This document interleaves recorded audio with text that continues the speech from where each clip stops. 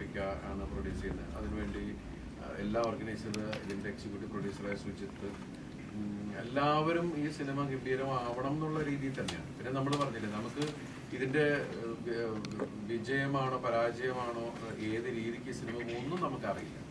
നമ്മൾ ഈ സിനിമയെ സത്യസന്ധമായി ഇതിനോട് നീതി പുലർത്തി ഈ സിനിമ കൊണ്ടുവരുന്നു. അത് നിങ്ങൾക്ക് ഇഷ്ടമാണെന്നുള്ള പ്രാർത്ഥനയാണ് നമുക്ക് ചെയ്യാൻ പറ്റുള്ളൂ.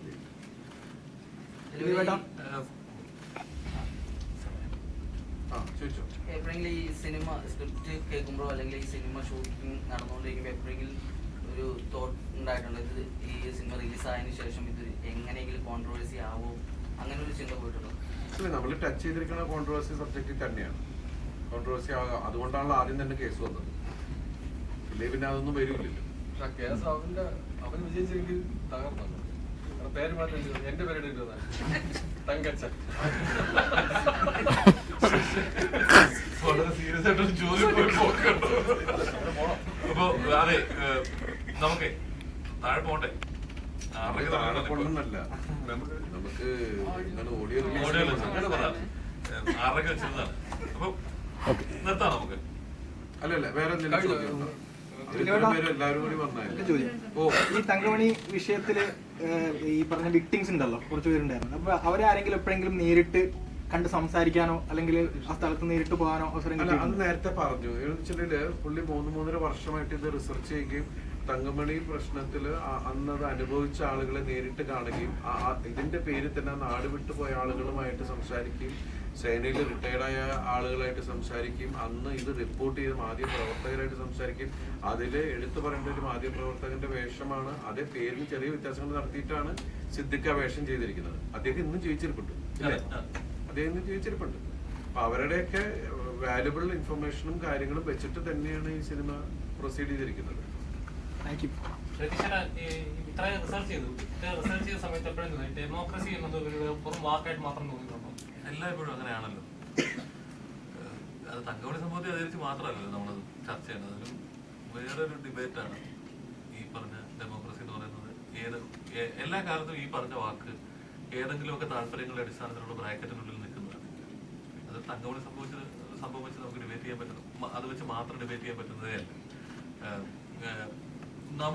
ഡെമോക്രസി എന്ന വാക്ക് നമ്മൾ ജീവിക്കുന്ന ഈ ഇന്ത്യ എന്ന് പറയുന്ന അല്ലെങ്കിൽ അങ്ങനെയൊക്കെ ഉള്ളിടത്തേക്ക് ആദ്യം ഉപയോഗിച്ച് തുടങ്ങിയപ്പോൾ മുതലേ അത് താല്പര്യങ്ങളുടെ അടിസ്ഥാനത്തിലാണ്.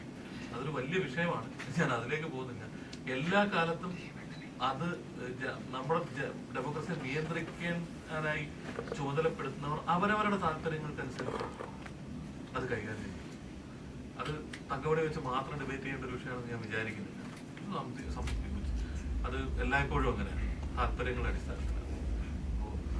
ഡെമോക്രസി എന്ന് പറയുന്നത് പിന്നെ എന്താണെന്ന് ചോദിച്ചാൽ ഈ നിലയിലൊന്ന് ആലോചിച്ച് നോക്കും. താല്പര്യങ്ങളുടെ അടിസ്ഥാനത്തിൽ ആണോ അത് വർക്ക് ചെയ്യേണ്ടത്, ഡെമോക്രസി വർക്ക് ചെയ്യേണ്ടത്? അങ്ങനെയല്ല. പിന്നെ എന്താണ് എനിക്ക് പറയാനുള്ള ഈ തങ്കമണി സംഭവത്തെ കുറിച്ച് പറയാനുള്ള കാര്യം, തങ്കമണി സിനിമയാകുമ്പോൾ നമ്മളെല്ലാവരും പല ഇന്റർവ്യൂവിലും പറഞ്ഞതാണ്. എങ്കിലും ഞാൻ ഒരിക്കൽ കൂടി പറയാണ്, ഒരുപാട് ലേയേഴ്സ് ഉള്ള, ഒരുപാട് സോഷ്യോ പൊളിറ്റിക്കൽ എക്സ്റ്റൻഷൻസ് ഉള്ള ഒരു സംഭവമാണ്. ഞാൻ ഈ സംഭവം സിനിമയാക്കാൻ തീരുമാനിക്കുമ്പോൾ, നമ്മൾ സിനിമയാക്കാൻ തെരഞ്ഞെടുക്കുമ്പോൾ ആ സംഭവം എങ്ങനെ പോർട്രേറ്റ് ചെയ്യണം, ആ സംഭവത്തിന്റെ എന്ത് തെരഞ്ഞെടുക്കണമെന്ന ഒരു സ്വാതന്ത്ര്യം നമുക്കുണ്ടല്ലോ ആസ് എ ക്രിയേറ്റർ. ആ സ്വാതന്ത്ര്യം ഞാൻ ഇതിലെടുത്തിട്ടുണ്ട്. തങ്കമണി സംഭവത്തിന്റെ കോർ അത് മാത്രമാണ് നമ്മൾ ഈ സിനിമയിൽ ഉപയോഗിക്കുന്നത്. അതിനപ്പുറത്തേക്ക് പിന്നീട് ഈ സംഭവം പലതരത്തിൽ സോഷ്യോ പൊളിറ്റിക്കലി ഉപയോഗിച്ചിട്ടുണ്ട്. നിങ്ങൾക്കൊക്കെ അറിയാമായിരിക്കും. അത് പൊളിറ്റിക്കലി വലിയ ടഗ് ഓഫ് വാറുകൾക്ക് വഴിവെക്കുന്നു. പിന്നീട് വരുന്ന തെരഞ്ഞെടുപ്പിന്റെ ഏറ്റവും വലിയ ഇലക്ഷൻ ക്യാമ്പയിൻ ടൂളായി ഈ തങ്കമണി സംഭവം മാറുന്നു. അതിനും ശേഷം ഒരുപാട് കാര്യങ്ങൾ നടക്കുന്നു. അങ്ങനെ ഒരുപാട് ലേയേഴ്സ് ഉള്ള, ഒരുപാട് എക്സ്റ്റൻഷൻസ് ഉള്ള ഒരു വലിയ സംഭവമാണ്. പക്ഷെ ഹ്യൂമൻ ഇമോഷൻ എന്ന് പറയുന്ന ഒരു സംഗതിയെ മാത്രമാണ് ഞാൻ പരിഗണിച്ചിട്ടുള്ളത്. അതുകൊണ്ട് തന്നെ തുടക്കം ആദ്യ സീൻ മുതൽ അവസാന സീൻ വരെ തങ്കമണി സംഭവം നിറഞ്ഞു നിൽക്കുന്ന ഒരു സിനിമയായിരിക്കില്ല.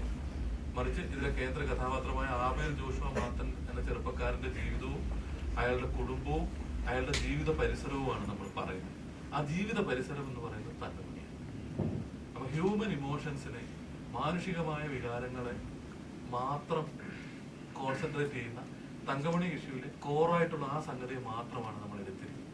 അപ്പൊ നേരത്തെ നമ്മൾ പറഞ്ഞതുപോലെ ഒരു അതിരടി പടമൊന്നും അല്ല. മാസ് അടി വെടി റോക്കറ്റ് ലോഞ്ചർ അങ്ങനെയുള്ള പരിപാടികളൊന്നും നമുക്കില്ല. പറഞ്ഞില്ലേ, തങ്കമണി സംഭവം സിനിമയാകുമ്പോൾ ഇങ്ങനെ ആയിരിക്കുമെന്ന കാഴ്ചപ്പാടോടെ വരാതിരിക്കാൻ ശ്രമിക്കുക. ആ യൂട്യൂബ് വീഡിയോയിൽ കാണുന്ന, ഒരു പരിധി വിക്കിപീഡിയയിൽ പോലും കാണുന്ന, അല്ലെങ്കിൽ മറ്റു പലതിലും കാണുന്നതൊന്നും അല്ല നമ്മുടെ സിനിമയിലുള്ളത്. അപ്പൊ നമുക്ക് ഓഡിയോ ലോഞ്ചിന് കാണാം. എല്ലാവർക്കും സന്തോഷം, എല്ലാവർക്കും നന്ദി. വളരെ സന്തോഷമുണ്ട്. നിങ്ങൾ ഒരുപാട്